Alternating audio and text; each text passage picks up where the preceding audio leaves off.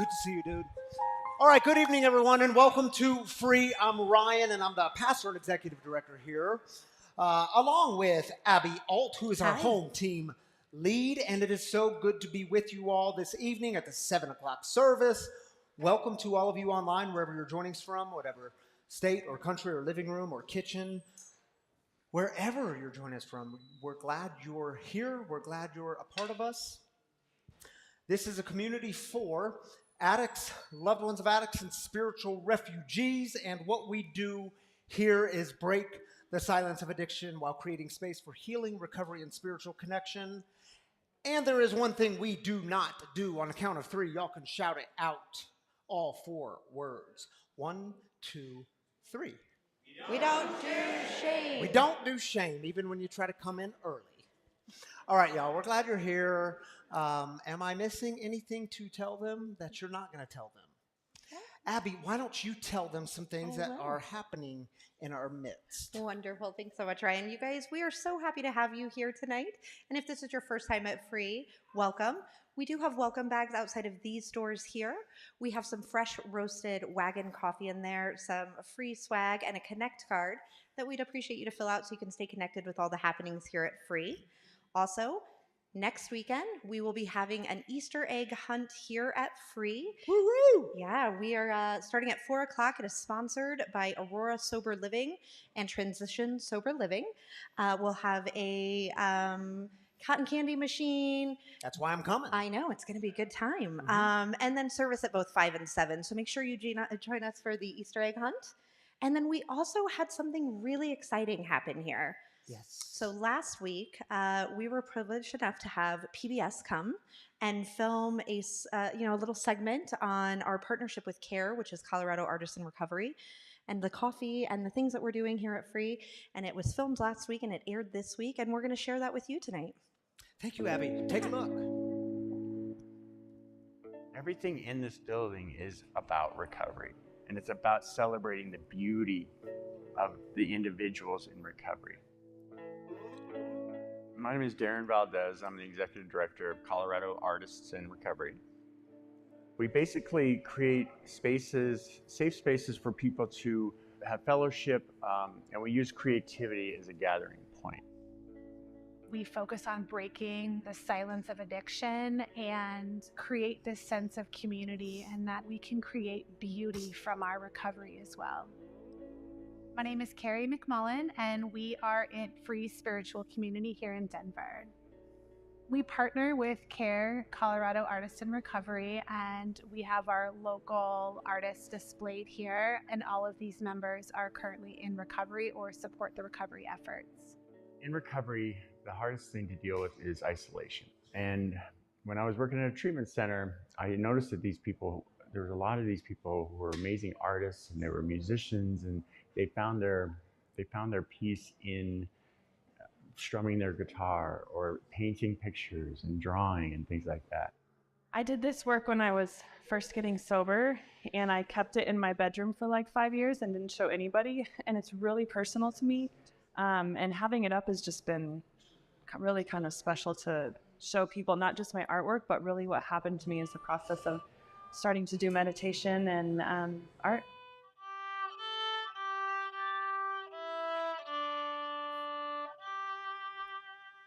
We basically create these opportunities for people to gather, learn new techniques around art, music, and then they get to go and show these beautiful pieces of work, and all of a sudden they're an artist. They're not an addict, right? They're a musician.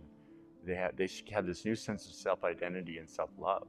This is definitely not your typical 12-step recovery. We do all sorts of recovery-based education here. We and support all different modalities. So whether it's therapy, trauma-informed yoga, whether it's the art program, it's not just one thing, but we help people come together in community and to not recover in silence. Coming here and realizing that there's this whole life to live without substances, not just not drinking and sitting on your couch or going to a 12-step meeting. There's this whole world to uncover in yourself that you get that here. So that's been the best part for me. All of these artists have a story. Every single one of these people have a story, an incredible story of hope, of courage, of facing horrible conditions And now it's just all color and beauty.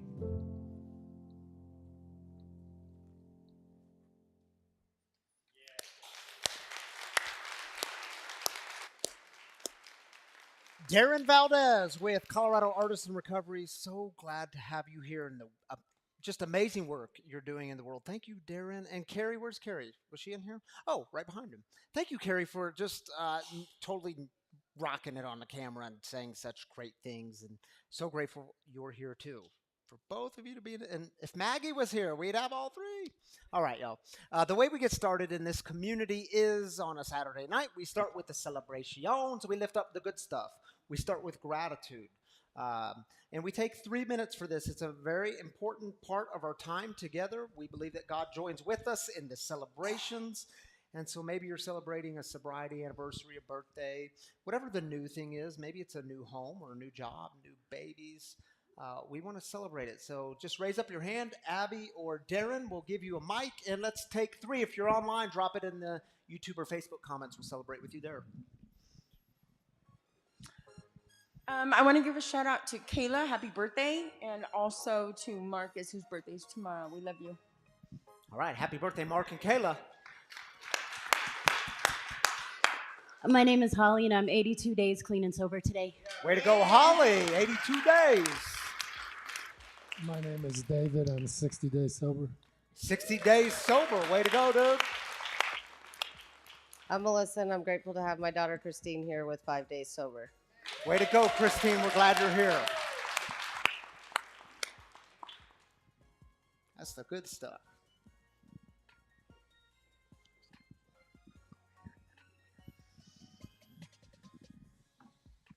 My name is Giselle, and I have 40 days sober today. All right, Giselle. My granddaughter went back into the hospital. She's 11 months old, but she got out with clear and free of pneumonia. All right. And I just want to thank you guys for praying for her. And I'm 87 days today, clean and sober off meth. All right. That's good news, man. My name is Jenna, and I moved into a new sober living home last week, and I start a new job on Monday in a transitional program. So. All right, way to go, Jenna. Congratulations. My name is James, and I am grateful for these doors. All right, James, you and me both. My name is Taylor. I'm going to double dip and wish Kayla a happy birthday. All right, Kayla. All right, double dipping. Happy birthday, Kayla. All right, don't be shy, y'all. Give me those hands. Give me those hands. It's like an auction around here. Hi, we're just grateful to be here for the first time. I'm Stephanie. This is Sonia, and Melissa brought us here. All right, welcome. So Abby. glad y'all are here. Hi, I'm Liz. My baby nephew Reed turns 1 this week. He was a big impetus in me getting sober. So. All right, that's awesome. Congratulations. Hey, my name is Leate, and I want to shout out John with his new opportunity in renewable energy. Congratulations. Congratulations, man. Glad y'all are here. All right, 30 seconds. Let's go. I'm grateful to be alive after an overdose this week. So, yeah. We're grateful you're alive, too. We will celebrate that all day long.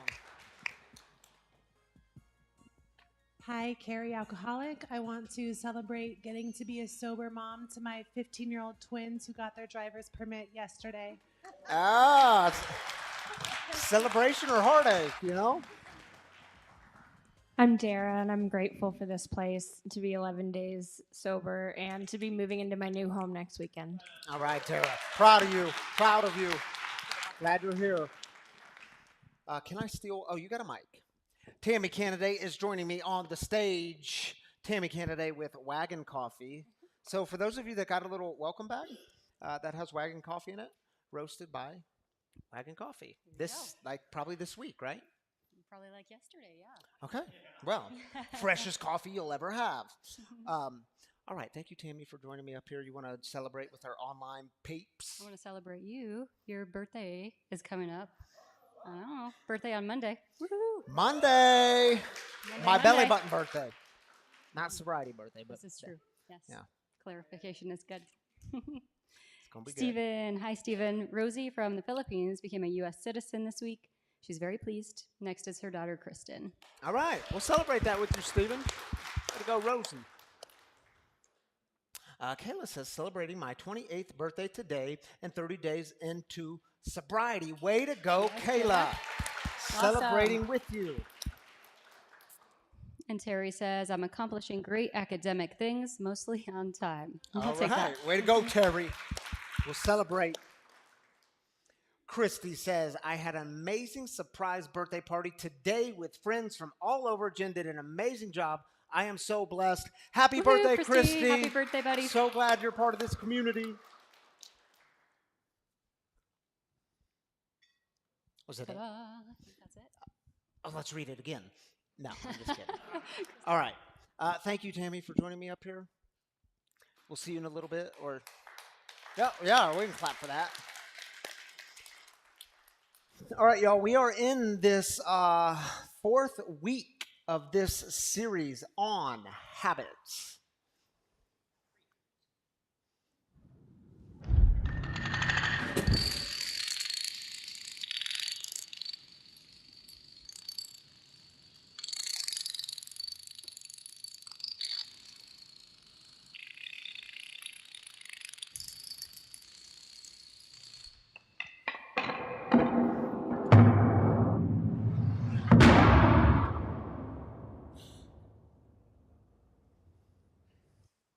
Someone say, I get it. Good. It's the fourth week. So I'm going to have a moment of honesty with y'all for just a minute, because I have been battling something in my life that I have battled since the time I was a little kid. And according to research, 30% of you also battle this, so I know I'm not alone. Are you ready? Onychophagia. Yeah. The bad habit of biting your nails. Research tells us that many of us start this bad habit at the age of like 3 or 4 when we're little kids, and 30% of us carry this habit into adulthood. I'm among the 30%. Maybe you are one of the ones among the 30%. You don't have to raise your hand on that one. Now, research also tells us that we do this when we're nervous, bored, or hungry. And we're told if this bad habit gets bad enough that it can actually cause dental problems, it can cause medical problems because bacteria gets into your body, foreign bacteria, because you're always putting your dirty fingers in your mouth to bite your nails. And I should also tell you that I'm very happy to report to you that I am 11 days free of this habit. I love that we can celebrate something like that here. Yeah, it's the longest I've ever gone without biting my nails. And here's how it went down. I was rereading the book Atomic Habits by James Clear, the book I've been recommending to you all throughout this series. I hope you've gotten it by now. I hope you're reading it. There's a story in there about a man who broke this bad habit of biting his nails. And then several months in, he went to get a manicure. So I will be getting a mani soon. All right, y'all? But then what happened after I reread this story, like 2 days after that, I was vacuuming out my car. And I got to the driver's side floor mat. And y'all, it was just disgusting. Like all of Ryan's bitten nails just laying in a gross pile all over my floor mats. So what I have to do, I had to acknowledge it, define it, and then put some intentional effort into breaking this habit. So what I do when I'm driving, because apparently while I'm driving, y'all are making me very nervous or very bored or very hungry. So I bite my nails. So what do I do over the last few days? Well, I start carrying around a coffee mug with coffee in it, but with no lid, a mug just like this. And so I'll hold on to it, because if I'm holding on to this filled cup of coffee, I have to pay a lot of attention to make sure I'm not spilling it all over the place. And that has this mysterious way of keeping me from putting my fingers into my mouth. Now, my brothers and sisters, you are capable of breaking bad habits in your life, but you have to acknowledge it and define it, because you do know you cannot defeat that which you do not define. And the other truth is, Onychophagia, it's a bad habit, but it's probably not going to cause major destruction in my life, even if I'm to fall off the wagon of onychophagia. Probably not going to cause major destruction in my life, but here's the thing. Some of you might have habits in your life that have the potential to lead you down a very dark path where you actually experience some really negative consequences that might ultimately lead to some sort of destruction in your life. So as you consider who you want to become, because that's the question we're asking throughout this series. Who do you want to become? What kind of person do you want to be in this life? So as you consider who you want to become, I want to ask you to consider this. What one habit do you need to break? Some of you are saying to yourself right now, well, Ryan, you got to understand, I've got like 17 bad habits and they're all bad and I need to break them all. Don't start with the 17. If you start with the 17, remember from a couple of weeks ago, start small and don't give up. If you start with the 17, you're probably never going to really get started.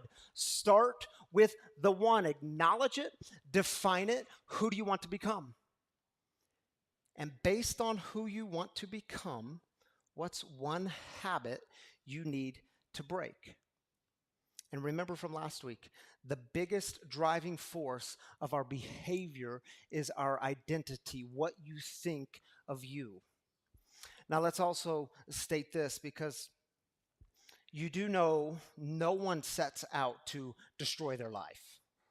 Like no one wakes up in the morning and says, man, you know what I want to do? I just want to be so unhealthy. I want to fill my body with so much junk. I want to die of a heart attack at an early age. No one says that. No one says of their marriage, man, you know what I want? I want to have a bad marriage. I want to be unhappy. I want to cheat on my spouse. And then next Christmas, I want to be all alone away from the kids. No one says that. Probably no one in this room woke up one day and said, man, you know what I want to be when I grow up? I want to be an addict. I want to be an alcoholic. I want to lose the things that are most important to me in this life. But what happens?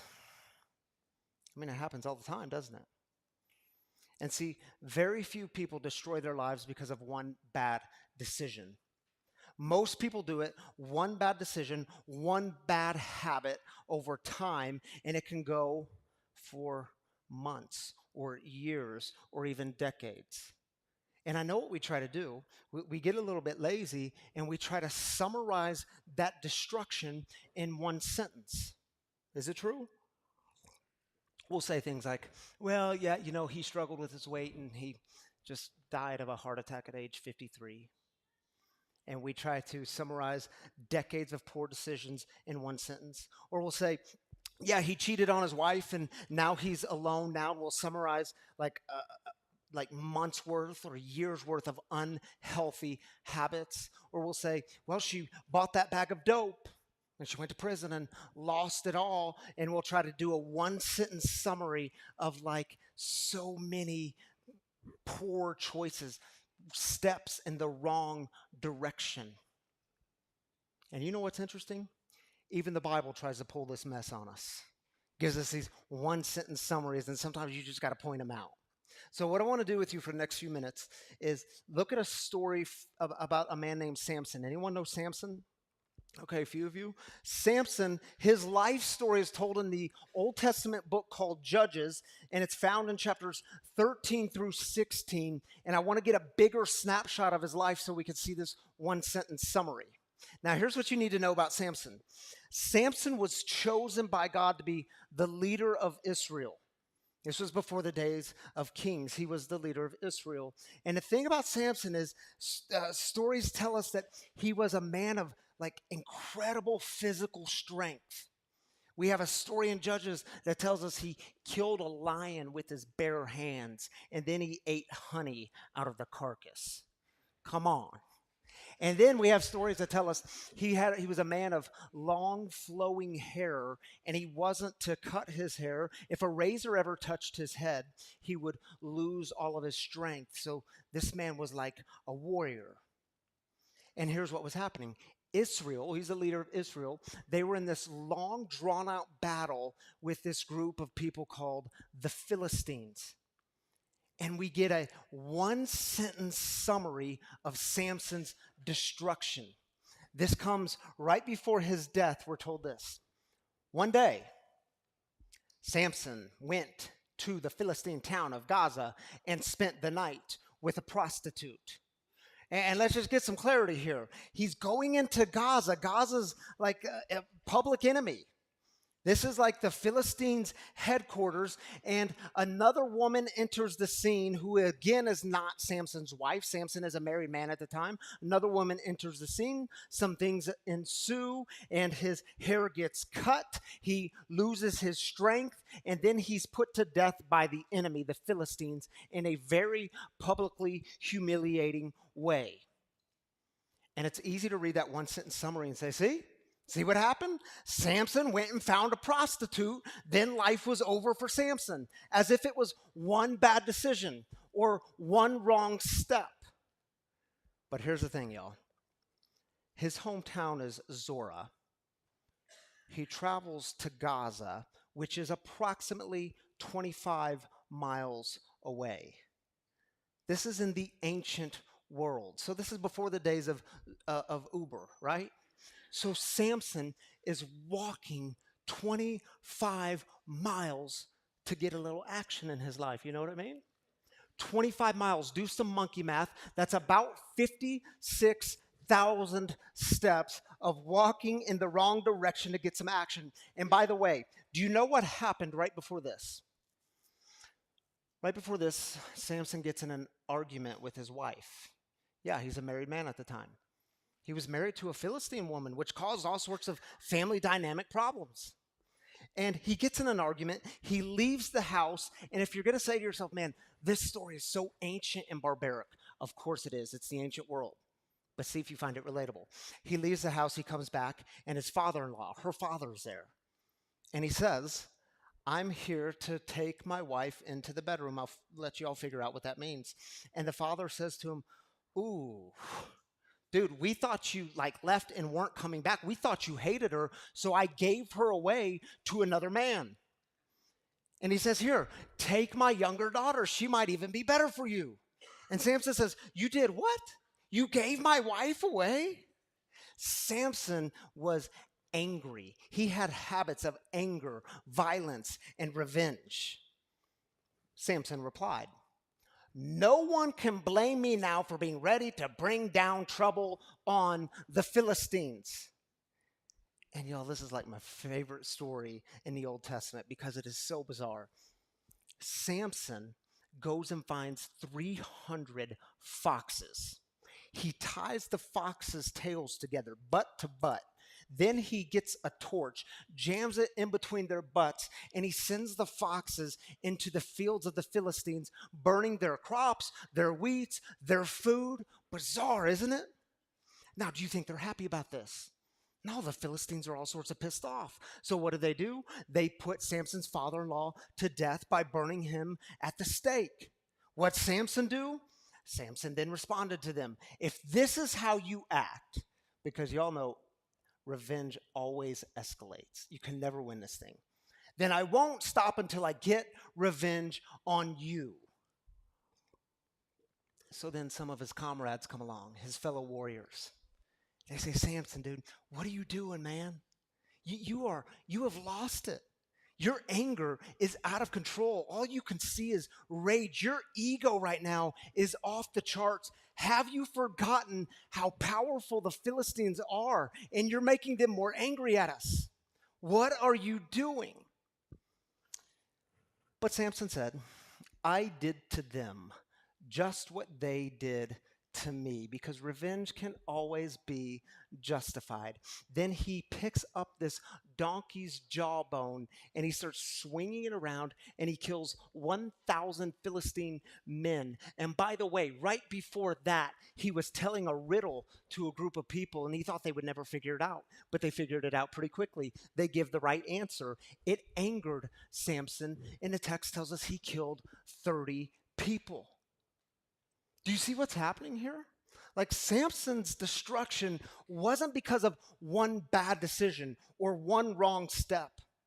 He had habits of anger, rage, revenge, violence, ego, and apparently he was a bit of a womanizer.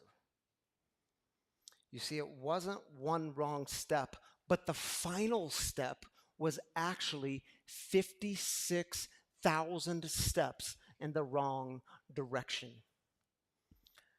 You see, my brothers and sisters, be very careful when you start buying into the one-sentence summaries, because it will be very difficult for you to acknowledge and define your bad habits. Don't get lazy there. It was not one night that ended my brother's life, that cut his life short. And I could say to you, well, I mean, that's the facts. That's what happened. I mean, he drank that night, and then he got behind the wheel of a car, and that's what took his life. And it's true. But it wasn't one night. His life being cut short, or if I can say it this way, his life being destroyed was actually 6 or 7 years of bad decisions, bad habits, steps in the wrong direction. I didn't enter into the rooms of recovery because of that one morning. And I could tell you, well, I mean, that's the facts. That's how it happened. I mean, when Tammy came down the stairs at 6 o'clock in the morning with tears coming down her face and holding the empty bottle of vodka, that's the day I decided to get help. That's when I surrendered. That was my last drink, January 6th of 2013. That's how it went down. That's the facts. Tears streaming down her face saying, Ryan, what are we going to do? That happened because of Ryan's 56,000 steps before that moment. You see, if you are in recovery, I hope you remember the incredible gift you have been given. You have been given a second chance at new life. Some of you, third, fourth, fifth, sixth, seventh chances at new life. An incredible gift. But you do know, even in recovery, you can have some bad habits. You see, and I wonder if things would have been different for Samson, if they would have ended differently, if he just would have invited God into his bad habits, if he would have taken a moment to get quiet in his life and to cry out to God and say, God, it's happening again. I'm angry. They made me mad, and now I want to kill people again. I wonder if his life would have ended differently if he would have actually listened to the people in his life who cared about him and came along to him and said, dude, you're losing it. Man, you've got a problem, Samson. Listen, if the ones closest to you are telling you you have a problem, you should probably listen. Several months ago, I was driving into our driveway, pulling into our garage, and I walked into the garage, into that door, and into our living room, and our 9-year-old daughter, Shiloh, was standing there. She's 10 now, but she was 9 at the time. And I'm on the phone. And she says, Poppy, I need to talk to you. I said, hold on, baby. I'm on the phone. A couple minutes go by. I hang up the phone. And I said, okay, baby, what do you want to talk about? Well, Poppy, it's time for you to have some rules. Really? Tell me what these rules are. She said, Poppy, every time you come home from free and you pull in the garage and you come in, you're always on your phone. Can you at least finish your phone calls before you walk in so that when you walk in, you can greet us, say hi to us, even ask us how our day is? She wasn't asking for much. She was saying, in other words, am I worthy of your time and attention when you walk into the door? That's not asking too much. Oh, but she kept going. She said, I've got a second rule for you. All right, let's hear it. She said, Poppy, when you take me to gymnastics it's only about a 10-minute drive. Or when you pick me up from gymnastics to take me home, it's only about 10 minutes. And you're always on the phone, because if you know me, I try to get my phone calls done in the car so I don't have to do them at home. And you're always on the phone. And when you take me to gymnastics or pick me up, can you just spend time with me? I mean, she wasn't asking too much. Can I be, for this 10 minutes, worthy of your time and attention? And see, what I can tell you is, who do I want to become? Because when I got into recovery, it became very clear to me that I wanted to become a present pops, a sober and present pops. I wanted to be present for my kids, present for my wife. That's who I want to be, and my family is deserving of that. They're worthy of that. You see, based on who you want to become, what one habit do you need to break? For some of you, it's going to be this thing. Yeah, maybe you're just scrolling mindlessly through social media or emails. And man, you gotta put up some boundaries so you can actually put this thing down. Or maybe for some of you, you've fallen into this bad habit of gossip. Because let's just be honest for a minute. It's kind of fun to get in a group of people and talk about someone that you don't like, isn't it? Because it has a way of stepping on them so you can feel a little higher and better about yourself. And that's kind of fun to do sometimes, isn't it? Or maybe for you, it's this bad habit that you have of a lack of pausing in your life. You don't pause, you just simply react, and now you're like an anger time bomb, and no one wants to be around you because they never know what version of you they're going to get. Or maybe it's something a bit more simple, but yet still significant. Maybe you're trying to get rid of some of your sugar intake in your life, and you know that for you, you've got to cut out soft drinks or soda or pop or whatever part of the country you're from and whatever you call it. You see, James Clear says this, the author of Atomic Habits. He says, to develop good habits, we have to make them obvious, attractive, easy, and satisfying. If you want to break a bad habit, you do the exact opposite. You make that habit invisible, unattractive, difficult, and unsatisfying. Set up systems to make the bad habit, more difficult. If you have to carry an open mug of coffee while you're driving so that you can break your habit of aniphagia, well, then do it. Then do it. What's your system? Do you know, for years, I was deathly afraid of public speaking. Man, it had a grip on me because, see, when I was 21 years old, I bombed a public speaking engagement. I mean, it was so embarrassing. I didn't just bomb it a little, I bombed it all the way, and I was filled with so much shame over it. And for years, I let this anxiety, this nervousness in my life around public speaking totally rule me. And what it looked like, I said no to so many opportunities. No, didn't even think about it because of this fear in my life. How did I break this bad habit? Well, I had to make it difficult. How do you make it difficult? Yes, I'll do it. What is it? A clown festival? Okay, I'll do that too. Whatever it was, I had to say yes to it. And I made a habit of saying yes when I was invited. And during this time of being ruled by the anxiety, I had to make that unsatisfying. I had to make the anxiety unsatisfying. How do I do that? The butterflies still come. I mean, years into speaking, the butterflies still come. But I no longer try to ignore them or tell myself, oh, this is bad. Why are they still here? It's been year 10. Why are they still here? No. The butterflies still come, and I get to welcome them. That's how I make it unsatisfying. Oh, I know who y'all are. Y'all are the ones that let me know I'm still alive and kicking. Y'all are the ones that let me know that I still care about this stuff. You see how you change, make it unsatisfying, make that thing difficult. Based on who you want to become, what one habit do you need to break? And if you're saying to yourself right now, well, Pastor, I mean, you just got to understand. I've been like going 56,000 steps in the complete wrong direction. I don't even know who I am anymore. I don't know who God is anymore. Not sure I trust this God. It's okay. Really, I said it's okay. You are not alone. But you do know you don't have to keep walking that way. because you can always come home. Remember the word God spoke over the Apostle Paul when he was at his lowest? Like he was saying, I can't beat this thing. God, who are you? God, what is this about? Why can't I do this?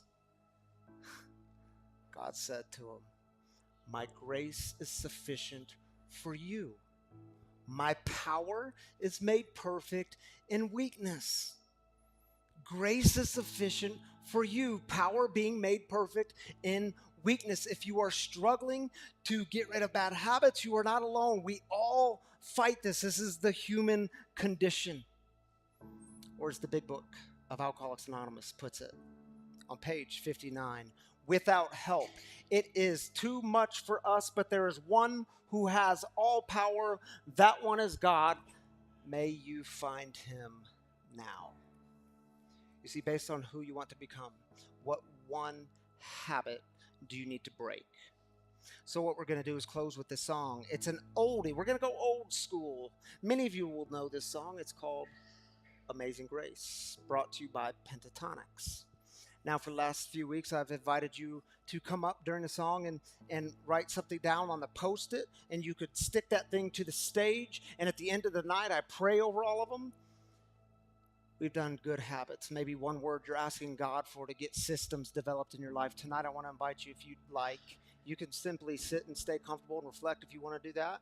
But if you want to move and if you want to write something and stick it to the stage, based on who you want to become, what's one habit you need to break? So stay seated or move. It's up to you.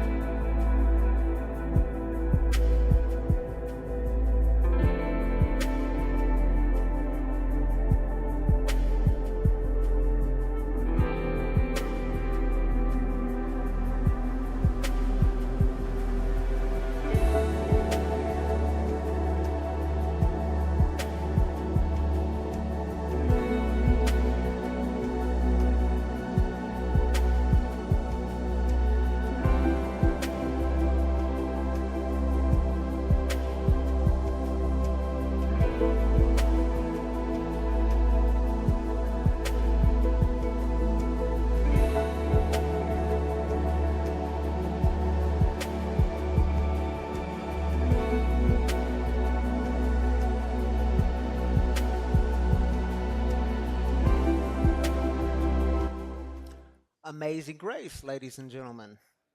Now, which one of you, or probably one of my kids, they've been trying to prank us all day long, put a Black Widow on my iPad.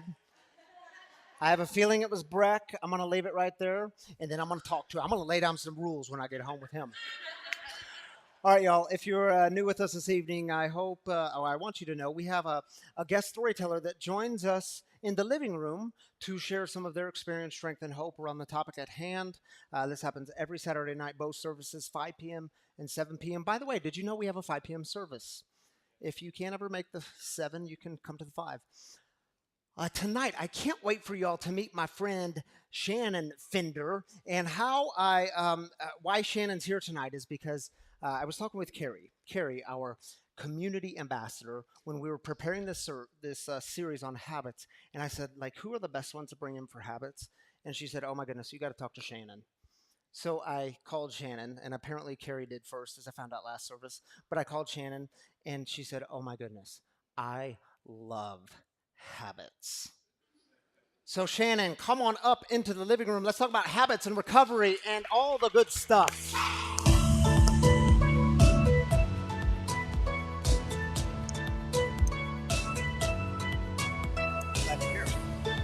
Again.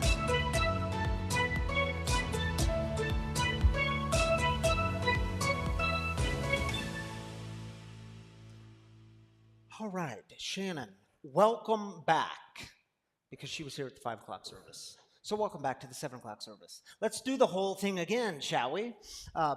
Let's start with this. So you've been sober for just over 3 years. Got sober on February 7th of 2020. Congratulations. Shannon started drinking at the age of 15 to relieve emotional pain. Many of us in this room can identify with that. We know what it's like to want to numb out, to relieve the pain.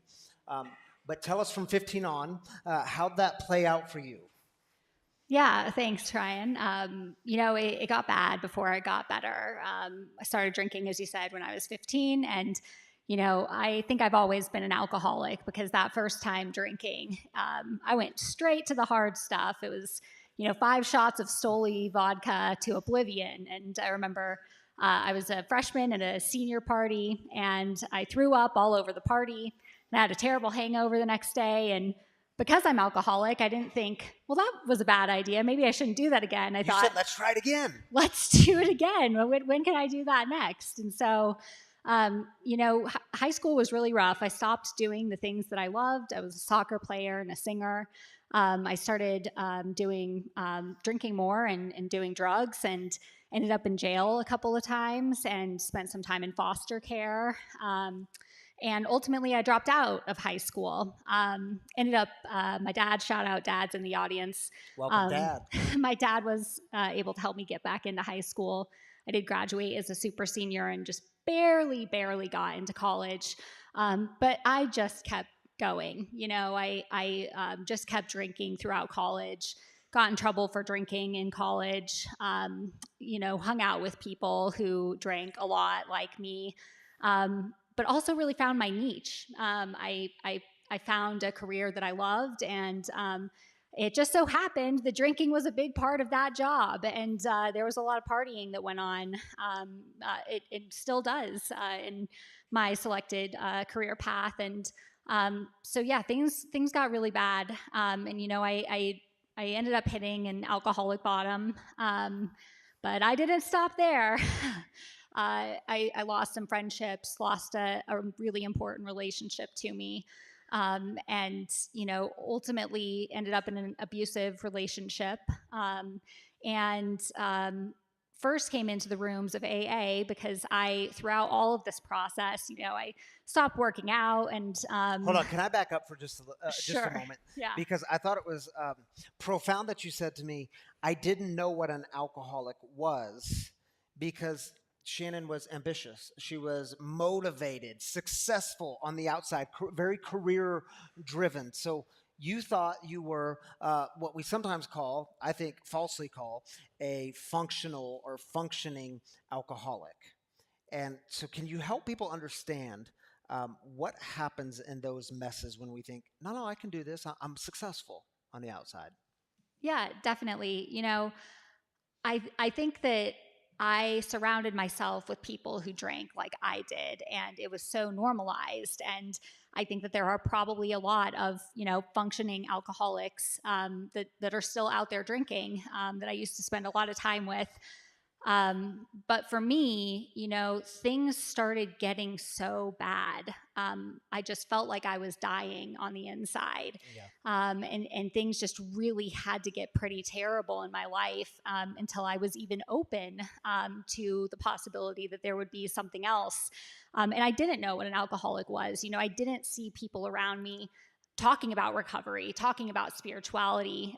Everyone was just functioning and acting like the drinking was normal, and acting like, the anger and the resentment and the fear was normal. And so it really opened a lot of doors for me that there was, in fact, another way of living, in a way that, you can release your fear and not be angry all the time. And that's what I found in AA.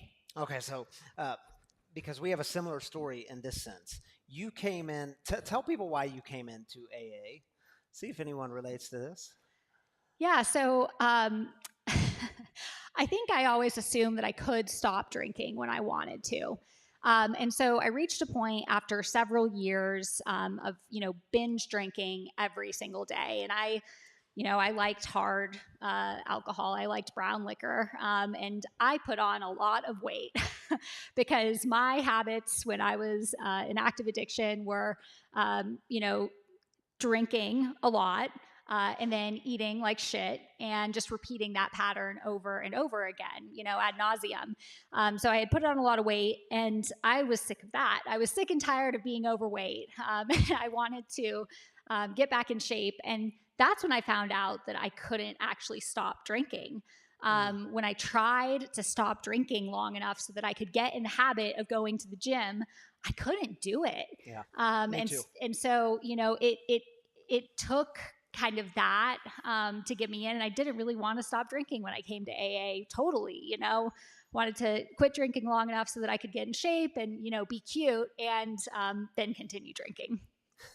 So not everyone has a physical transformation, but you did have a physical transformation. Can I tell them what I told them last service? Yes. Okay. So she showed me a picture, and I was like, oh my goodness, Shannon, you've had quite a physical transformation. She did not, however, give me permission to put the picture on the big screen. I get it. Though I put my picture on the big screen a few weeks ago. You're so brave. So she said if you want to see the picture of her transformation, she'll show it to you on her phone after the service. Correct. Okay, so you went in to try to drop some lbs and get healthy physically, but what actually happened when you got there and you started taking your life seriously? Yeah, I think it was really hard for me because I had some career success and I hadn't lost everything. So for me, it was difficult to, trade the life that I had in my active alcoholism for this way of living. It wasn't until, I had over a year of going in and out of the rooms, getting 30 days and going out, and 60 days and going out, and just kept coming back, and finally found a meeting where I met some women that were just totally different than like what I thought of when I thought of an alcoholic. And in particular, one woman, my sponsor, who just had this peace that she exudes, and this happiness, and, had trauma in her life, and, had a great career and had a beautiful family. And it was kind of then that it clicked for me that, like, oh, I can get better. And I can also, I was very afraid of like losing my edge in my career, and which is ridiculous that I suffered for so long, because my career hasn't suffered. In fact, I've had quite a lot more success since I've gotten sober in that aspect of my life. But, I think I just had to keep coming back so that, door was just cracked open enough to let God in. Yeah, and speaking of God, Shannon, I want you to speak about this. Right before the service started, I was talking to a guy out at the cafe, and he was saying, man, I don't know about the God stuff. And I totally get that. I know you get that. I don't know about the God stuff. I know this higher power stuff. I know I'm not the higher power, but I don't know about the God stuff. spiritual life was not always pretty in your life, and you're coming back to kind of a renewed, a reimagined understanding of God and spirituality. Can you just walk people through high level what that looked like? Yeah, absolutely. I did not enter AA having a connection with a higher power. I was sexually abused when I was a child, and my abuser was also a self-prescribed Christian. And so it was just very damaging to me, and I could not reconcile that, God could allow that to happen to me. And so for my years in my active addiction, I didn't have a relationship with a higher power. I thought religious people were stupid, and I was angry at them. And so for me, what I heard when I first came into AA was God is an acronym for good, orderly direction. And I was like, yes, I can get behind that. I grew up with success principles, and I believe in them, and they work in, the career path. So maybe they can work for spirituality too. And that's what I found is, I developed these habits in recovery, and what I now know as spirituality and a connection with my higher power, who is not the God that I grew up with, not the Christian God, but who I call God for shorthand. Yeah. And I turn now from being actively anti-religious to like having a deep presence of a higher power within me, and turning to that on a daily basis to keep me sober and in all other aspects of my life. Yeah, so powerful. Someone put that in the comments, the good orderly direction, the acronym for God, good order. And you've read Atomic Habits. I have. Did you love it? I did, Will yes. you tell them to buy Atomic Habits? Yeah, buy Atomic Habits and either read it or listen to it on tape like I did.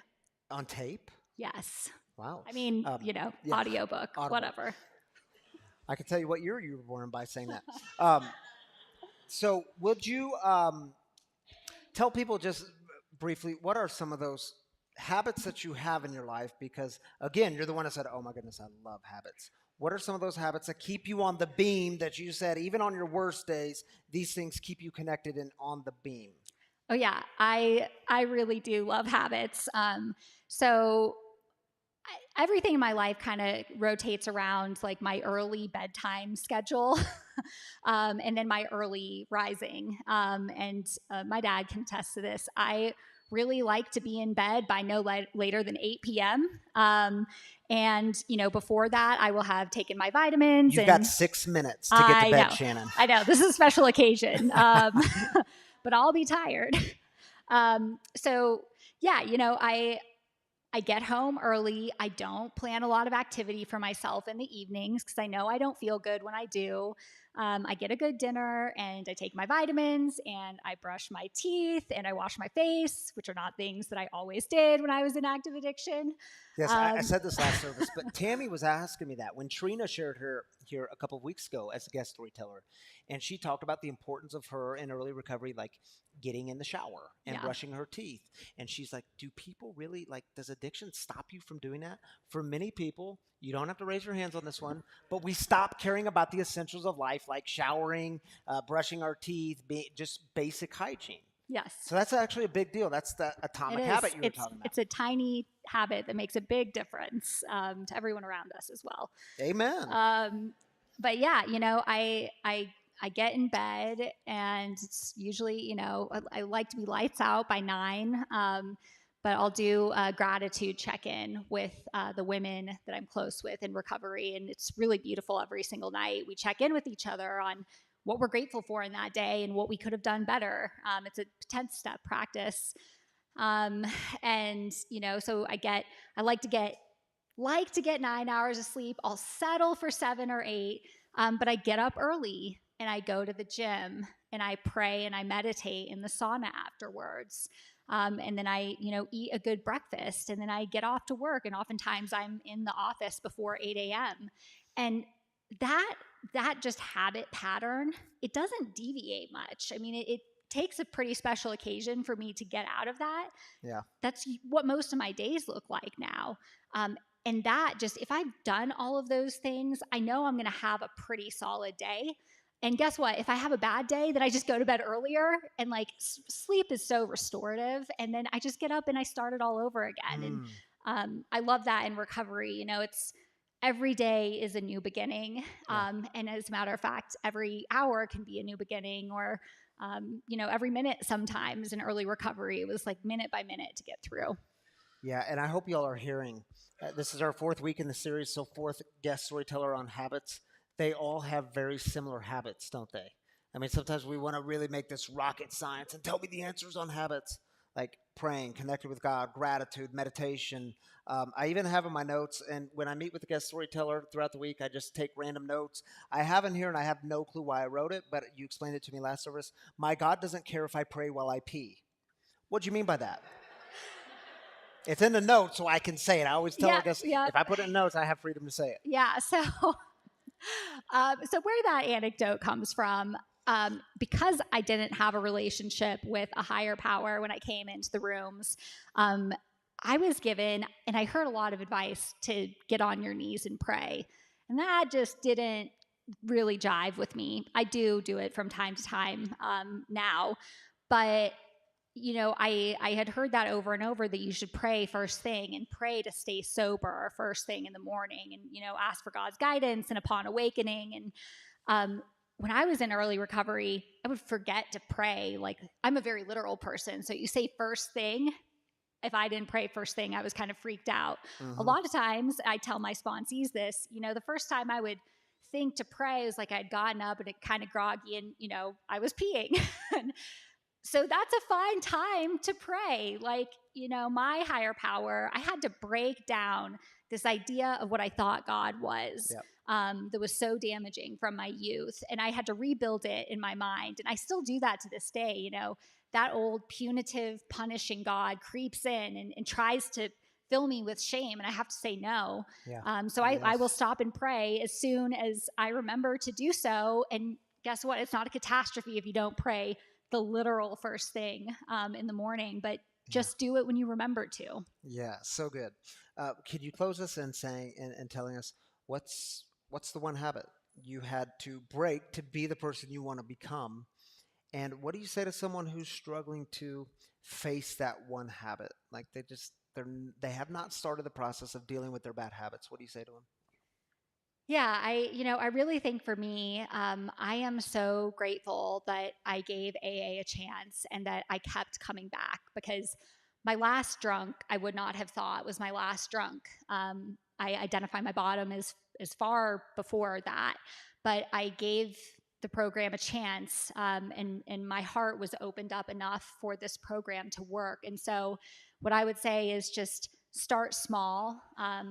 The most important thing is that we make a beginning, and then that we just keep trying, and that we don't give up. Are you going to, I know it's like close to 8 o'clock, so your bedtime's going to be here soon. I took a nap at 2 o'clock today. Oh, so you're like rocking it tonight. You should stay up till like 3 in the morning. No. Okay, maybe not that late, but stick around for a few minutes, because I think people want to talk to you. Get to know Shannon Fender, because you can learn a lot from her on habits and recovery. Thank you for being here, Shannon, and sharing your story with us. So grateful. Awesome. Thank you. Thank you.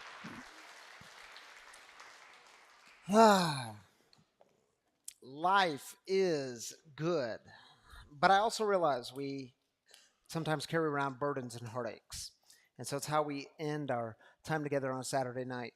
We close with the burdens and heartaches that you might be carrying, and we do this life together as community, which means you don't have to carry it alone. In fact, you suck at carrying it alone. You weren't created that way. So we lift them up in community. We believe that God always hears the cries of the people. So we take 3 minutes. If you're online, simply drop your heartache in the YouTube comments or the Facebook comments. If you're here in person, which is all of you, you could just raise up your hand, and Abby will bring you a mic, or Darren will bring you a mic, and let's take 3 minutes.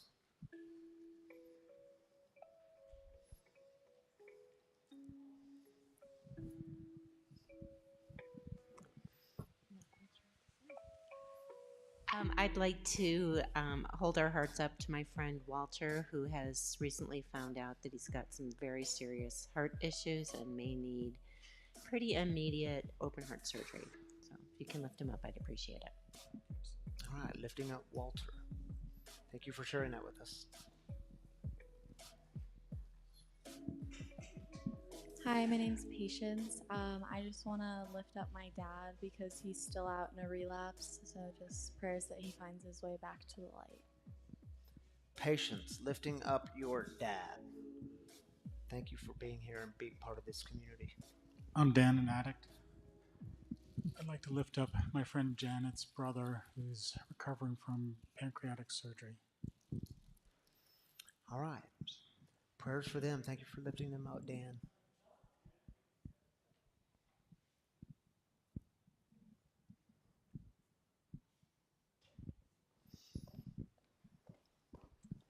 Hi, I'd like to lift up Kay, who's a member of this community. She just had back surgery this week, so wishing her a speedy recovery. Yes, thank you for that, Liz. Kay, prayers for you if you're watching tonight. Prayers for you, Kay. We're thinking about you, praying for you. Yeah, I'd like to lift up Calvin. He's having a little bit of difficulties in life right now. I believe he was a storyteller last week. That's all I got. My name is Adam. Thank you, Adam. Prayers for you, Calvin. Where is Calvin? Is he in here? Yeah, he's here. You'll join me for the closing prayer if you're up for it.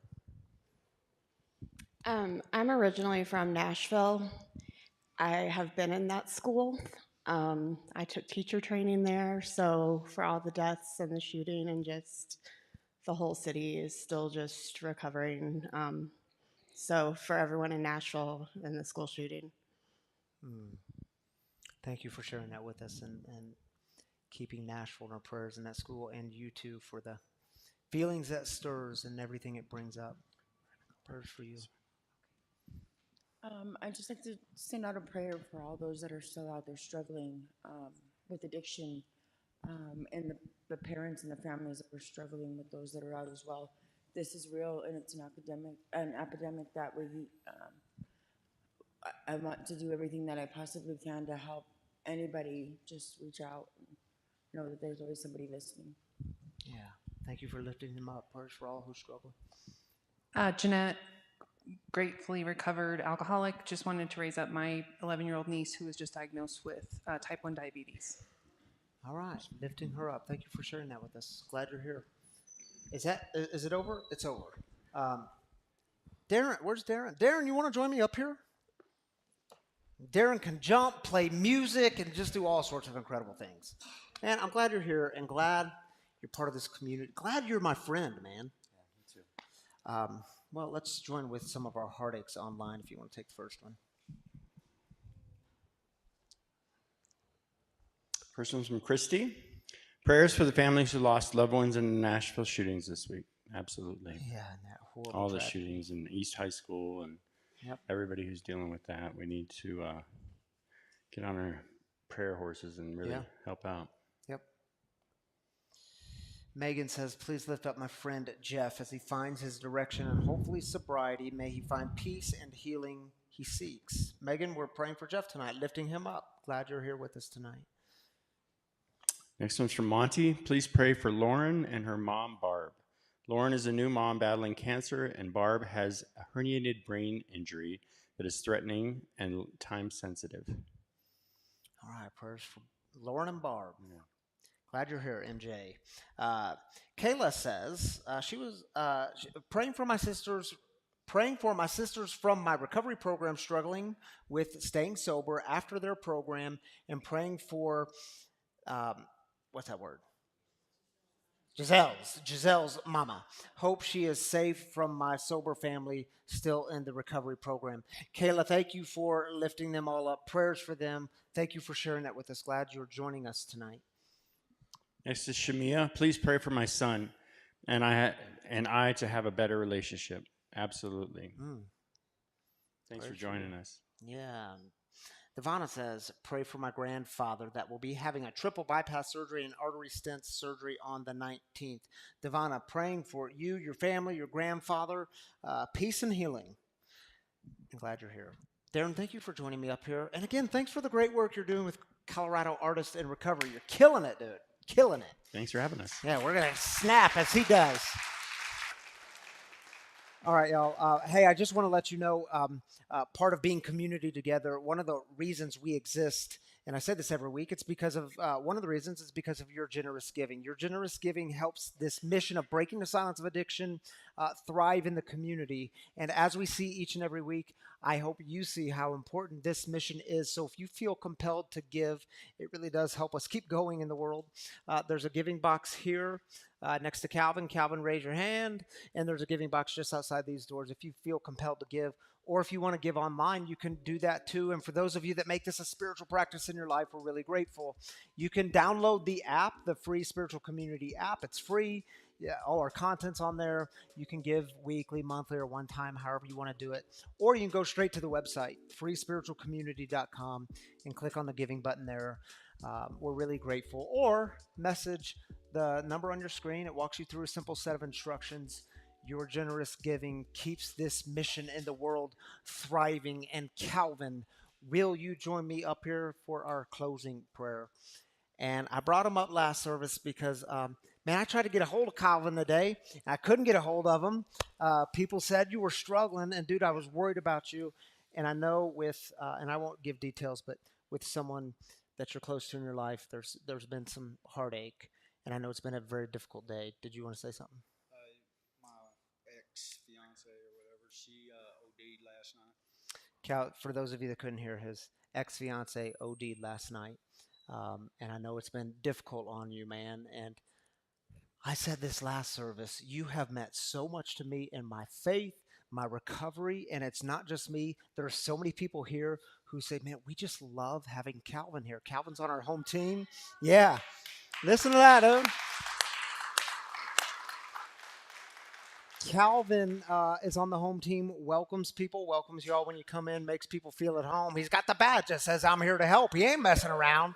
And, dude, I'm just so honored for that and grateful for you and glad you're here. And I know it's been a hard day. So this whole community is going to be extending energy and prayer and love to you tonight and in the days to come. Can we go out with a serenity prayer and you'll lead us? And y'all just open your hands. It's just an openness to the things God has. You're open to Spirit moving, and Calvin will take us out. God, grant me the serenity to accept the things I cannot change, the courage to change the things I can, and the wisdom to know the difference. Amen. And my free brothers and sisters, what's the one habit you need to break? And when you do it this week, may you experience all kinds of grace and peace from the God who is always with us, and we will see you soon. Thanks, brother.